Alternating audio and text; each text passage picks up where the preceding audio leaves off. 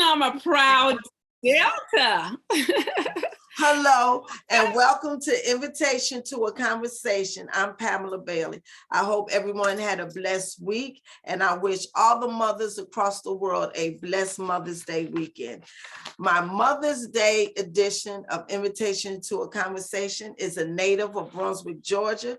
She's a graduate of Glenn Academy, and she has 25 plus years in education and medical lab technician. And she's a member of Jordan Grove Missionary Baptist Church. And now I introduce you to Dr. Gwendolyn Janeen Atkinson Williams. How you doing, Dr. Williams? I'm fine, Mrs. Bailey. Oh, Bale. I'm sorry. That's Bailey. Okay. Well, I'm fine. Also, Auntie Pam. Okay. Yes. You have a double career that is in high demand. You are an educator and a medical lab technician. How did you get started in both of those careers? I got started in both of these careers because of having a wonderful, first of all, with the first career, having a wonderful elementary teacher, Victoria Dennis. She went over and beyond. She was like another mother. So from the fourth grade, I always wanted to be a teacher. Then when I got to the high school, I was exposed to accounting. So representing, going through accounting, being a part of FBLA, Future Business Leaders of America. I had an opportunity also being in VOT, vocational office training, to work in a CPA office. So I was exposed, being around a lot of adults. I decided I wanted to do that career. Well, going off to school, graduating in '87 from Glenn Academy, I had an opportunity. I was going to go to University of Georgia. Things happen in life. I end up here at Brunswick College right away, still right after high school. I worked after my first year of college. There was an opportunity to be a data entry clerk at a private laboratory. It was a small lab at that time. It was called Roche Biomedical Laboratory. And from then, being a small knit place, opportunities, hey, you want to learn how to draw blood? Boom. It was beneficial to the office as well.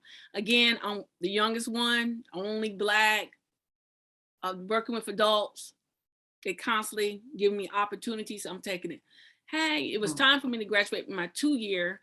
And they was like, hey, Janeen, you could stay here. My adopted mom, Debbie Mason, I call her my adopted mom. She, hey, you could do this. So at that time, I was always believing, wanting like, you know what, I could stay home, provide for my child, raise my child, my children with, and provide. So I say, okay, I went, got the certification added on, which only took a year, had to do the training, had to pass the certification test. And I worked there in that lab. Then it was like, I didn't stop. I said, I still need to do more. I need to do it because I learned from my grandparents and from, you kill two birds with one stone.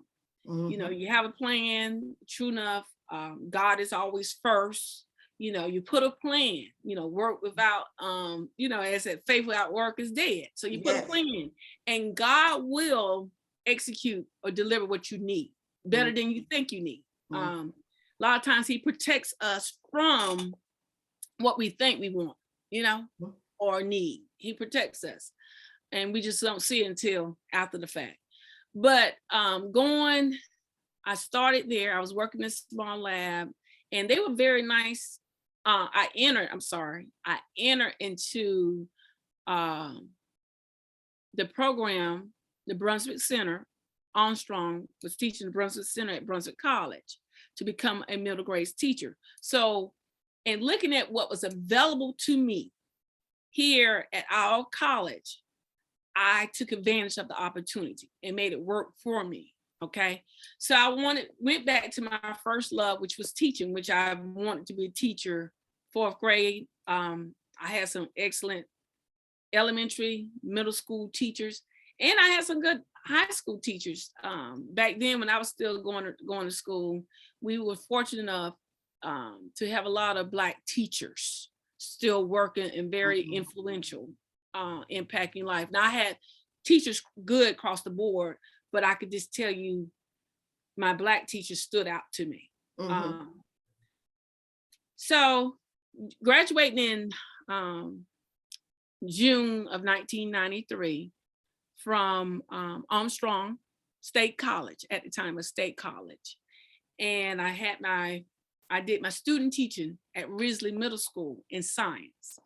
That started my teacher certification. I got certified in middle grades, math and science. The state, because of my course taken, they also certified me in secondary science for the middle grades. Middle grades is 4th through 8th grade. Then, but my first job after I student taught, I had opportunity, my supervising teacher, excellent teacher, Carolyn McDowell, she basically, again, people taking on your wing, hey, have you thought about this? Because I'm not, and I have a tendency not to toot my own horn, but they saw my work ethics. And that's a key thing in success. My work ethics, people say, hey, she'll go get her, we're gonna invest in her, or we're gonna guide her, So I interviewed, because I didn't know, contracts went out in March here, I'm student teaching, never thought about I'm just trying to complete my degree, okay? So the opportunity that June, Dr. Coveriff was the HR director in Glenn County, interviewed with him, then I interviewed with what he had available that matched to my skill set or educational course background was a science position at Brunswick High School. Interviewed with Mr. Derek Halsey and Patricia McVeigh, the department head at that time. Then a week later, I got a call, hey, we're gonna recommend your name tonight to the board to teach this. When I started in Brunswick High, I was mainly 9th grade teacher, 9th grade course, which was physical science. I taught at Brunswick High for 13 years. I taught physical science, biology, applied biology, and chemistry. When I left, I was in a chemistry class. Pretty much that was the beginning, how I started to teaching. I believe that was your question. Meanwhile, let's go back to 94, April 94. I started teaching August of 93. Well, I left medical lab, private lab, to go fulfill a job that's gonna pay me more money, 4 degree, more money, okay? I've left that, I said, but hey, I'm thinking, I can still work there. It was a skill that I had to pass a certification on. No one just voila, you certified. I had to work and show myself approved. So because I had to do my training for medical lab at the hospital here, the local hospital, I was able to had to connect. Hey, at the time it was Lorraine Boudreaux, she was the director. Hey, Lorraine, I'm interested. Do you have anything available? She asked me then, well, Janeen, why didn't you get a job back then? I really didn't answer, because I knew I had a bigger goal in mind. Right. It wasn't get this 2-year degree and this is it. Right. I had more beyond, my vision, what I'm saying? For myself and for providing for my family. So sure, at the time she had a PRN phlebotomy position to get my foot in the door. I worked 1 year as a phlebotomist because it was easy to do that training, a 1-week training during my first spring break. Then the next year for my summer, because when you do a lab, when you train to come on the new job, they usually do a day shift training 6 weeks. I utilized my first, my second summer of teaching to get training to become. So I worked at Southeast Georgia Health System, PRN, for 22 years. 21 years of that I did lab. The first year I did phlebotomy. So that's how, meanwhile, in that span of time period, I earned I had the 2 associates before I started my bachelor's, but I earned my master's, my add-on like leadership degree certification, my EDS education specialist in education leadership administration, and then my EDS. I'm sorry, my EDD, educational doctorate in education administration. So I did all those things. And knowing that there was a time when most African Americans had to leave Glenn County in order to get an education or come back later on after they achieved what they wanted to achieve to get work. How were you so blessed to get all that you needed right here in Glenn County? To God be the glory. And it takes determination, setting that plan, resilience. It was hard sometimes. Knowing, really, you say that, and this is moving out. My brother Tony, which I have 3 brothers. Tony, like, well, Janeen, you this, you that. I said, Tony, we were raised in the same household. My grandparents, mainly. That was the foundation of us. I mean, I have my father's, he's demised now, but wonderful. My mother blessed me a great father. My mom just looking at, being observant. I always been around adults, pretty much. My grandparents made sure I was involved in extracurricular. I did the Girl Scouts. I did the NAACP youth. I did the dance. And I just sit back and look. My grandparents always said, what knowledge empowers you. What you learn, no one can take away. It was just that driven, internal driven force. And I have to tell my brother, I said, well, Tony, it's about the relationship with God. I said, you have to go to your own Gethsemane, okay? Seriously. And what grandmama and granddad instilled in us, you just have to make it work for you. So I'm still here in Brunswick. I knew some of my obstacles, but at the same time, I had to utilize my resources. Anybody say, can't, but you got to work hard. It's not going to be easy. You see me now, but you don't know my story. Okay. Right. And that, praying, and you have to, as that song say. That's why I have you on that guest as Mother's Day, because I seen your growth. I seen your evolution. I didn't see it every day, but different time frames or different spans through journey living down here. I seen where you were going and what you were doing.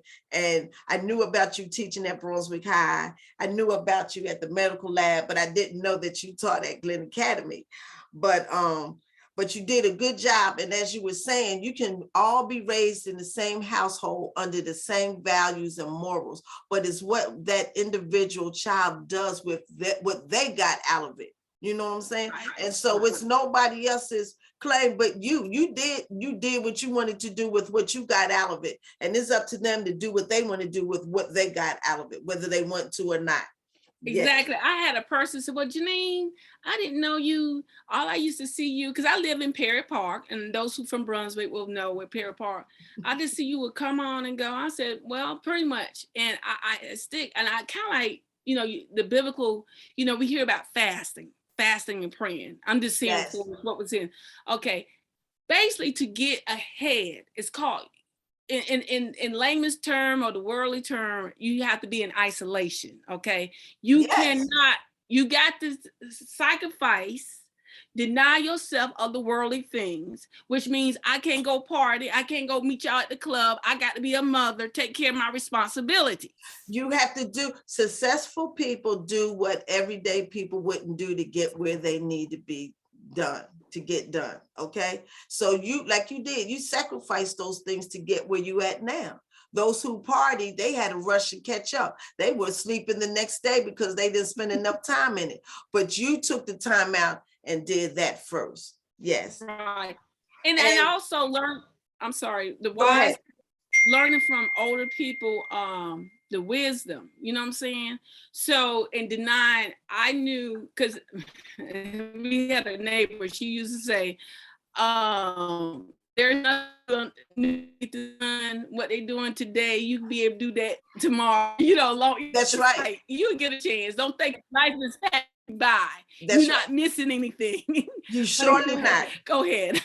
You surely not. You surely not.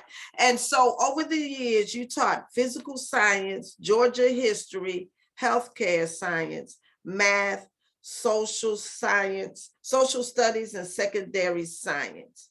Let me ask you this. What's Georgia history?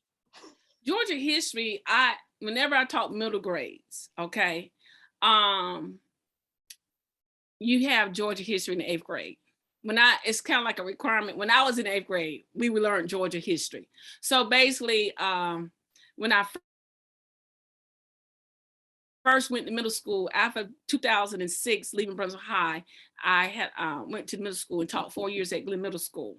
And the 4 years at Glenn Middle School, I did, the 4 years I did, I first went in to physical science and Georgia history. That's the 8th grade social studies. And then the history went away and I just did physical science, 8th grade science for middle grades. And then from Glenn Middle School, I did all that at Glenn Middle School. From Glenn Middle School, Glenn Middle School, I went to Glenn Academy in 2010. And from 2010 to currently, I'm at Glenn Academy, whereas I started in their E2020 program. I'm a facilitator, our computer-based learning program, where this is how we help students who have lost credits. It's called credit recovery, to stay on track for graduation. This is why Glenn County High Schools, this particular program has been is instrumental in us keeping up with our graduation rate. And so you taught at Brunswick High, Glenn Academy, Glenn Middle, Savannah State. What are the differences and similarities? And what are the differences and similarities between the educational level on those different levels of teaching that you have experienced? Well, when you say Savannah State is my first year, I am an adjunct professor in the College of Education middle grades department. I specialize as the science teacher. So teaching those people who aspire to become teachers. And I'm teaching the science. They help them create lesson plans, learning the lingo in education, differentiation, understanding maybe what are the 5 E's, how to go about success, things that we do in education so they could be prepared to become teachers, as well as preparing them to take their certification test to become certified as a middle grade science teacher. Okay. Speaking of when it was brought to me they sorted me out about this job, it was like, you'll be fine. So what are the expectations? Because I want to make sure, give me the expectations so I can meet what you expected of me. I need to know, because I was nervous. It was an opportunity. I have never attended a HBCU. I'm like, oh, wow, I get to go to a HBCU because I wanted to go one. And I got accepted at Hampton University. But my dad said, no, that was just too far. And I'm like, no. So anyway. And fathers know best. Yes, right. So yes, he did. So having this, I just look at, wow, and I want the best, because and teaching at an HBCU or having this opportunity, I saw the different. I was told this is extension of your high schoolers. I'm like, really? Okay, all right. But still, these, you will be fine. They kept telling me, you'll be fine. So anyway, first semester, I was fortunate so far. I had 2 students who have been with me for 2 semesters straight. But now they're able to talk to me. And I can remember the experience at Certainty taught me, like, you are so different from my other professors. My expectations are very high. Matter of fact, they said, when we first after we encountered you and your emails, even though it's online, it's on a D2L portfolio or software program for learning online. I don't have a synchronous. I'm asynchronous, which everything is online. We don't meet at a certain hour face to face.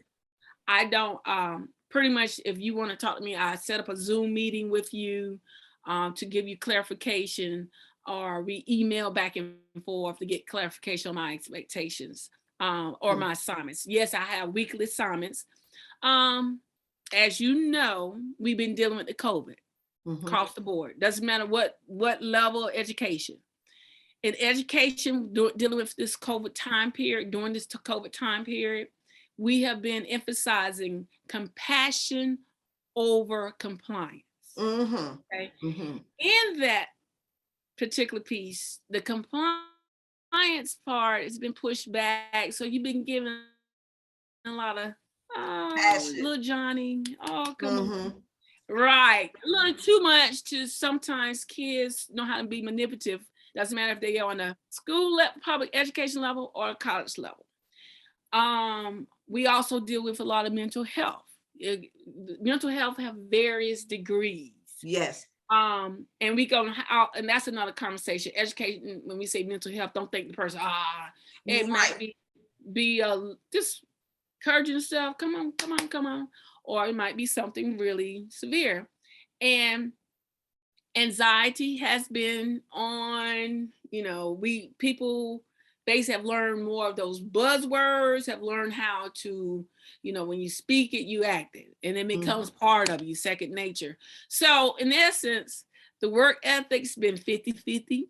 I've been having my expectations going back to these girls saying, but one thing she said, you made us step up our game. I want them to understand you represent not only yourself, but when you leave this institution, it's an HBCU, there's a stigma, unfortunately, with HBCUs. I want you to be able to function in a PWI or whatever place, organization you go in. I want them to say, oh, she knows, so she knew her, quality work, not just say, I'm certified, you pass the test, you're on the job, but then you don't stay on the job because of your work ethics. Don't start taking the shortcuts now. You can take it after you done be in and maneuver. But we finding kids want to try to take the shortcuts first. It doesn't work. And you sound like you have the same morals and values. When I talk to people that were taught in the Risley.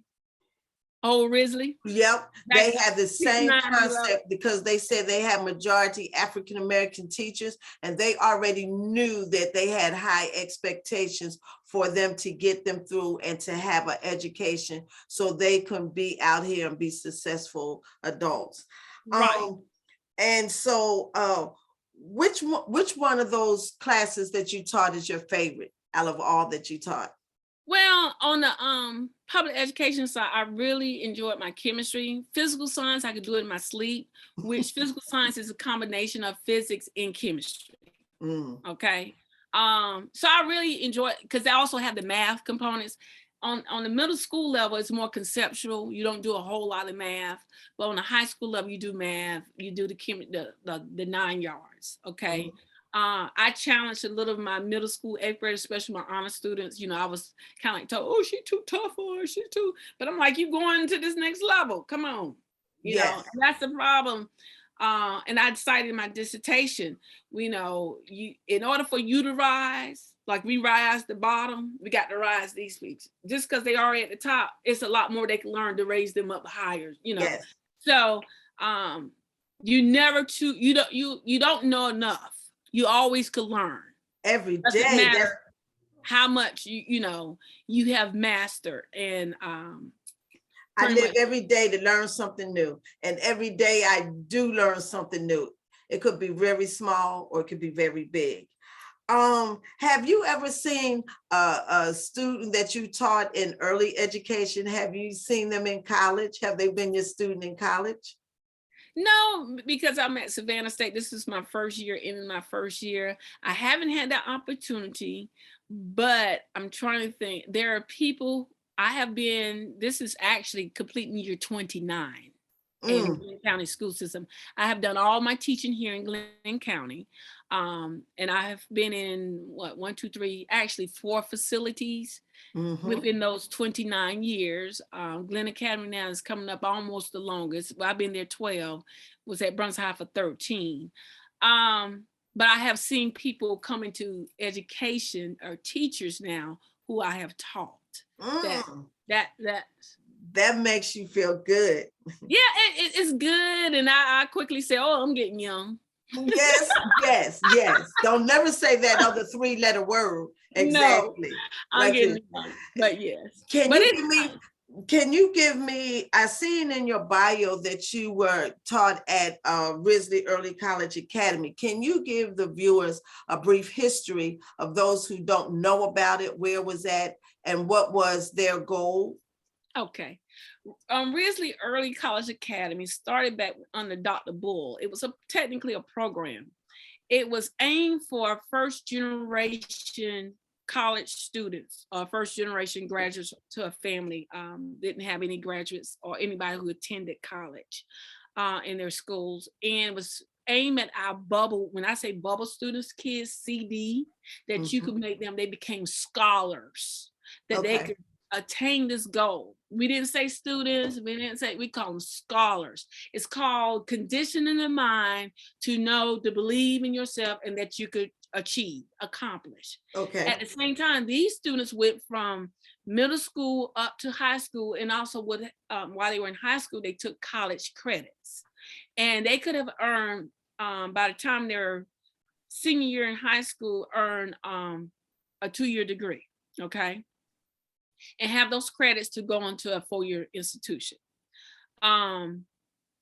So at that time, and like I said, it started on Dr. Bull. It was also during the time period when we had, the whole country was going through a recession, and we had furloughs, budget cuts. So in the state of Georgia, when you're dealing with a program, it could be on the first chopping block. Risley Early College Academy was first located in the 2900 block of Albany at the old Risley High School. And from there, they moved to, when they renovated that place, they moved them to the old Jane Macon, when Jane Macon Middle School off of Altama went out to the Sterling area. So it was in that building on Altama. And in the course, meanwhile, Glenn County was also building Risley Middle School again, because 2900 block of Albany, the old Risley, used to be Risley Middle School.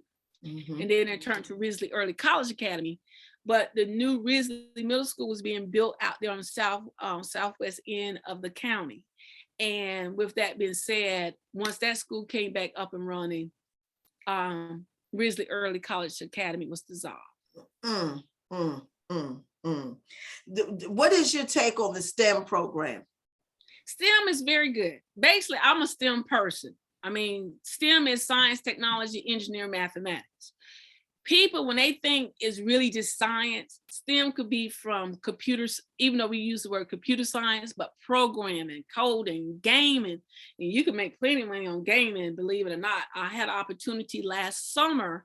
I was the lead teacher for our 2-week program at Glenn Academy for the STEM program, and we had an awesome time. And I worked with the college, giving these kids the way we utilized STEM last year, and it was most of it was provided by CARES Act funds, basically COVID, to get kids reacclimated back to the schools, learning setting, to help close the learning gaps.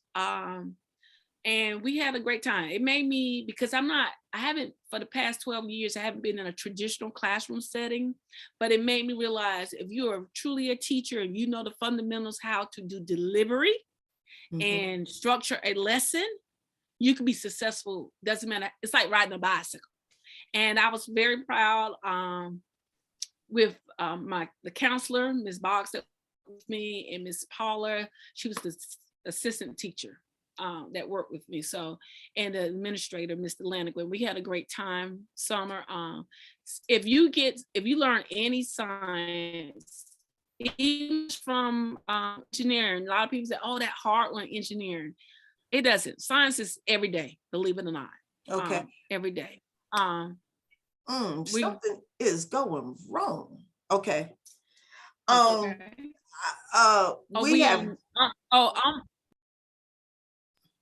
Okay. Go ahead. I'm sorry. Yeah, we have 9 minutes left. What is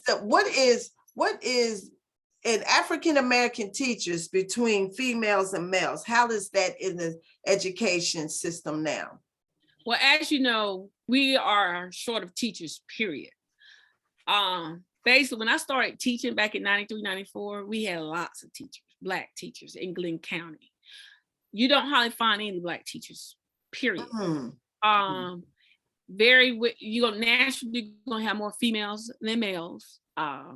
So it's scarce. We do need more, but I need people, and this is my pet peeve. I don't need people to say, oh, they're short of teachers, let me just see if I can do this. I need people who gonna come and really do the job. Yes. Do what you're supposed to do. Okay. I don't need somebody filling the gaps. Oh, where's the shortage? I'm just gonna come and teach. Meanwhile, and you're not gonna actually, because it takes a lot of dedication.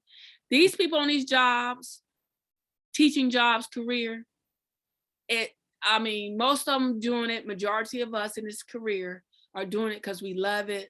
I mean, it's days we like, but overall, it's self-rewarding. It's rewarding.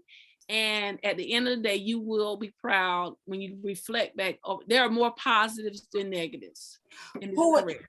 1 minute, who inspires you? My grandparents and my father.